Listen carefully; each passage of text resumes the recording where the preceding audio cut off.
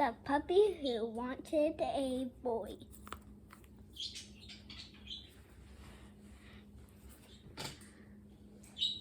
By Thoreau, illustrated by Les Marquis.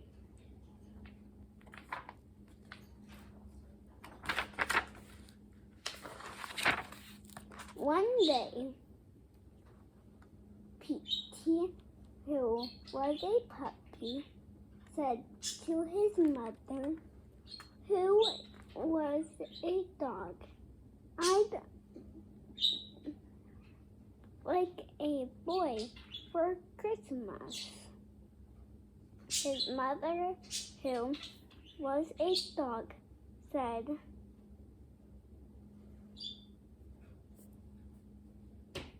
What?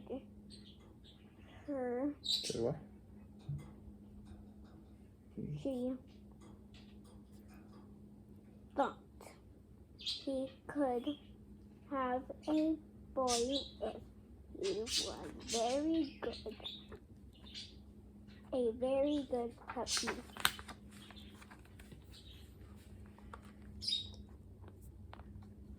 So, the day before Christmas, Petey's mother asked, "Have you been very good, puppy?"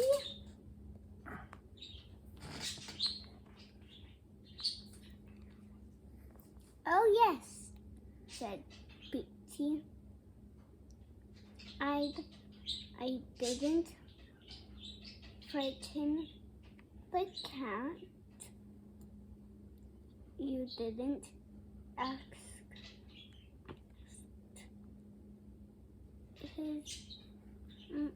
Petey's mother. "Well, I just frightened her a little,"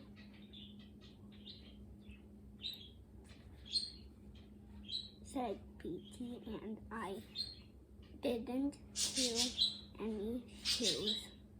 "Not any," said his mother. "Just a teeny winky chew," said Petey. Winky chew. Teeny winky. Weenie. Teeny. Weenie. No. There's no Weenie. Yep. chew, said Petey.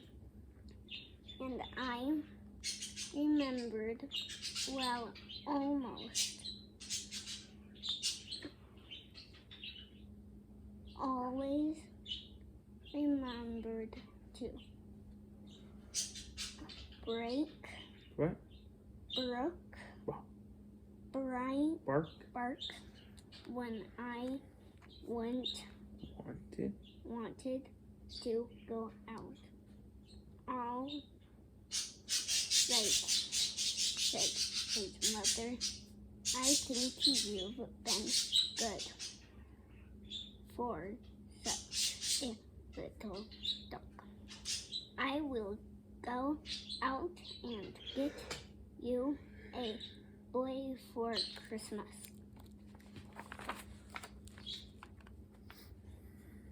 But when Petey's mother came back, she looked She looked what? No. very worried. "How would you like a soft white rabbit with pink ears for Christmas?" She said to Petey. "No, thanks," said Petey. "Don't you want a lovely Canary? Canary?" "I'd like a boy," said Petey. "How about some," what's that? Guppies, said Petey's mother. "I just want a boy," said Petey. Can you read this page? Petey said his mother at last, "There are no boys to be found." "No boys?" cried Petey. "No one not one could I find. They're terribly short of boys this year. P.T. thought he couldn't stand it if he didn't have a boy. Finally, his mother said, "There now, must be a boy somewhere. Perhaps you can find some dog who would give you his boy away." Do you think I could? Asked P.T. "It wouldn't hurt to try," said his mother. So P.T. started off.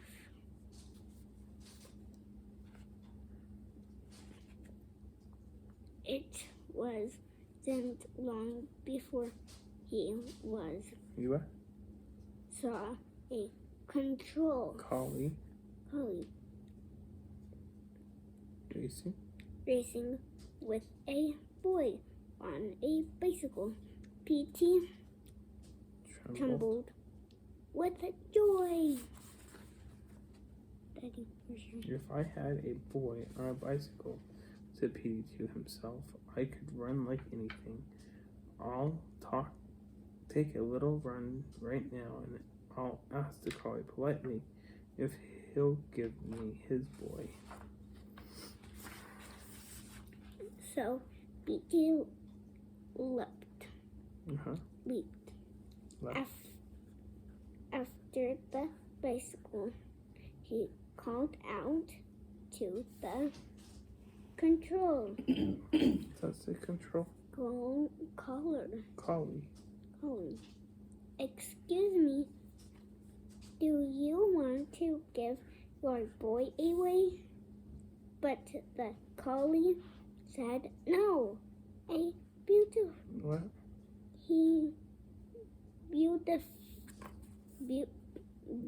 That a B or D?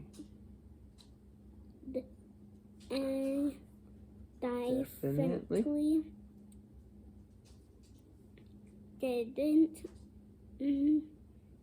a dreadful tone of voice. P.T. sat down and he watched the collie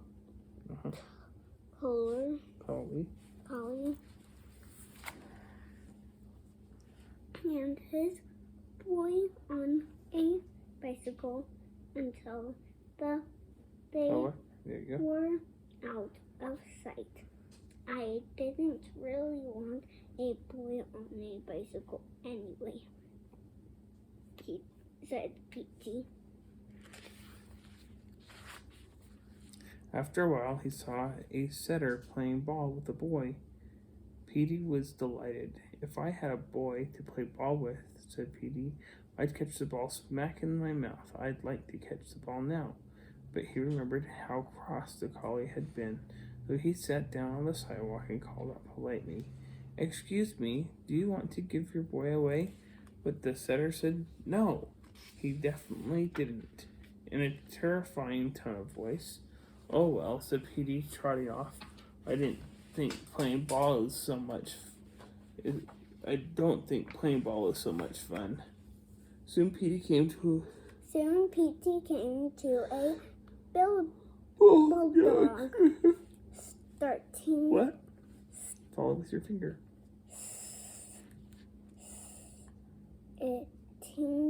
Sitting in a car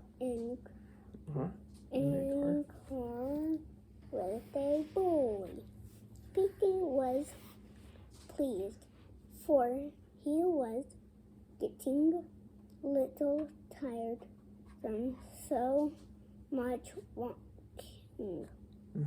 "If you had a boy in a car," said P.T., "I'd laugh at walking dogs.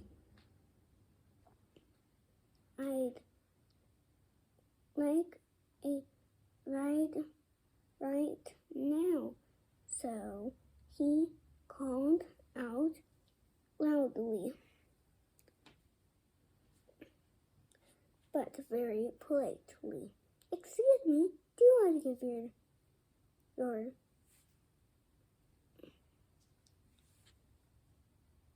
boy away? Go ahead. But the bulldog said no. He definitely didn't. And he growled in Petey's face. Uh-oh, said Petey. He hurried behind the house and stayed there until he saw the bulldog and his boy drive away. Well, who wants to go right in the car? Not me, said Petey, coming out from behind the house. He thought he would just rest a while, though. He had come a long way for such a little dog, but was limping a bit when he started off again. After a while, he met a Scotty walking with his boy and carrying a package in his mouth. Sound stuck together? Nope.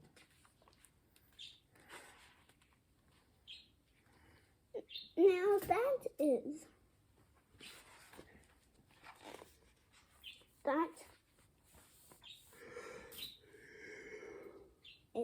a good kind of boy, said Petey.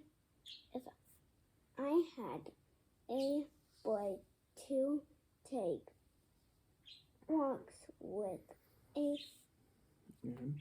and carry packages for their might.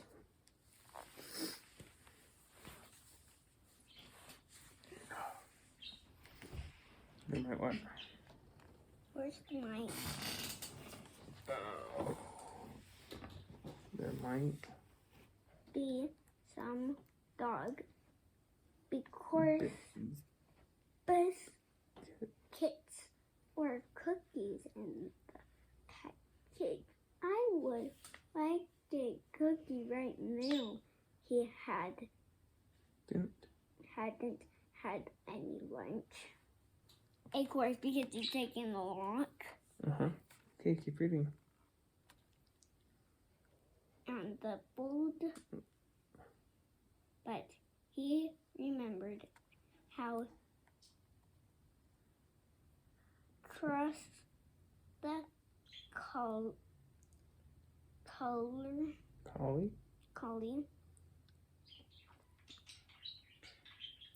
and the setter and the bulldog had been, so he started across. So he stayed across the street. And the bulldog and shouted at the top of his lungs, but politely.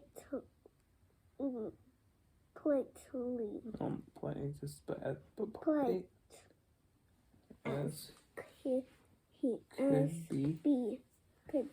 Excuse me, do you want to give your boy away? That doesn't sound real nice. The Scotty had hit his mouth full with the package, but he managed to say no. He definitely didn't. And he showed his sharp teeth to Petey. Alright.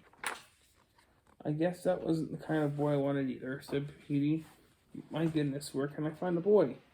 Well, Petey trotted on and on, but he couldn't find a single boy who would give his boy couldn't find a single dog who would give his boy away. Petey's ears began to droop. His tail grew limp. His little legs were very tired. My mother was right, he thought. There isn't a boy to be found. Read that paragraph.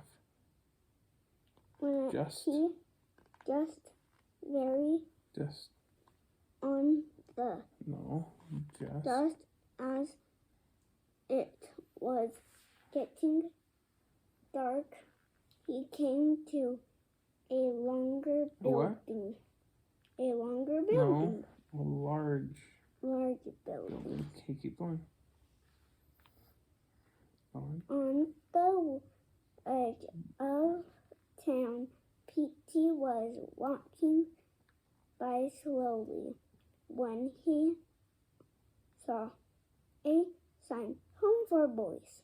Home for boys. No.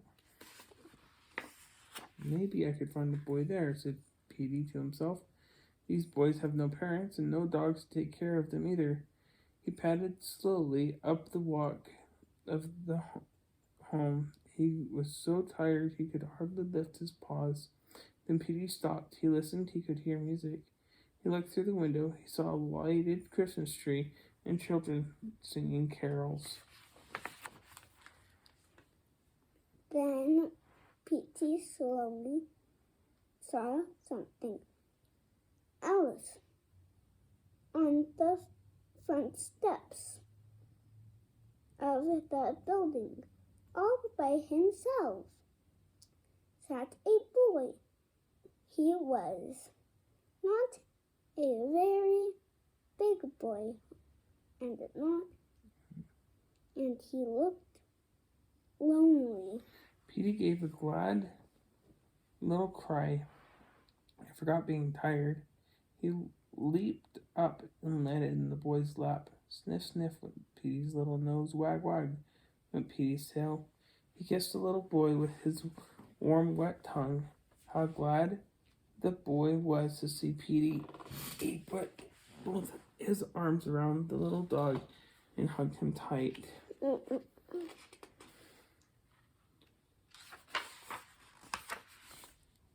Then the front door opened. And a lady looked out.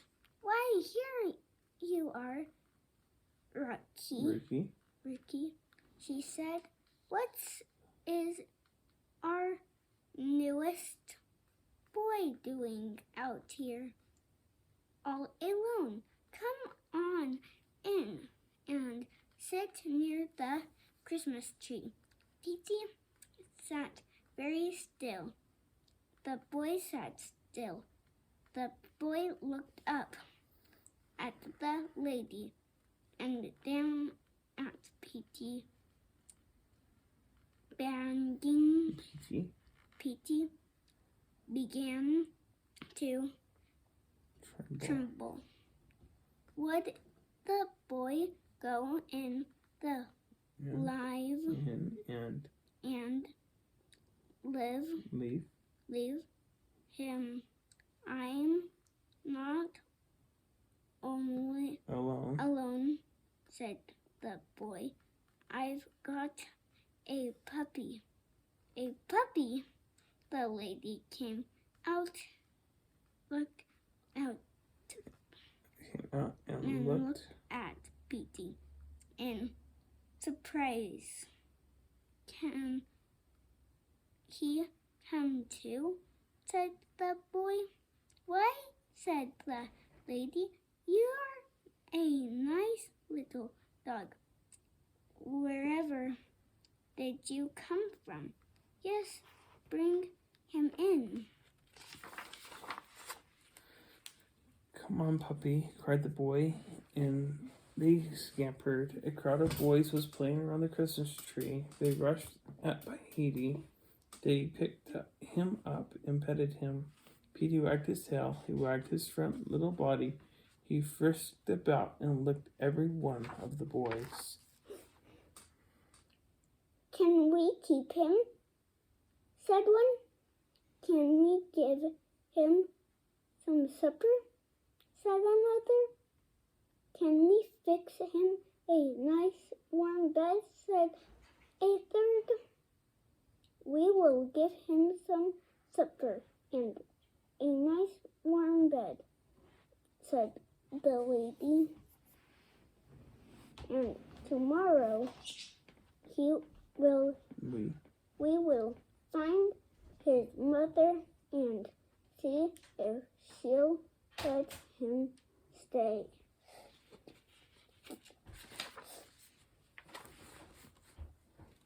Petey knew his mother would let him stay. She knew how much she wanted a boy. But won't she be surprised, said Petey to himself with a happy little grin, when I tell her I got 50 boys for Christmas. 50 boys?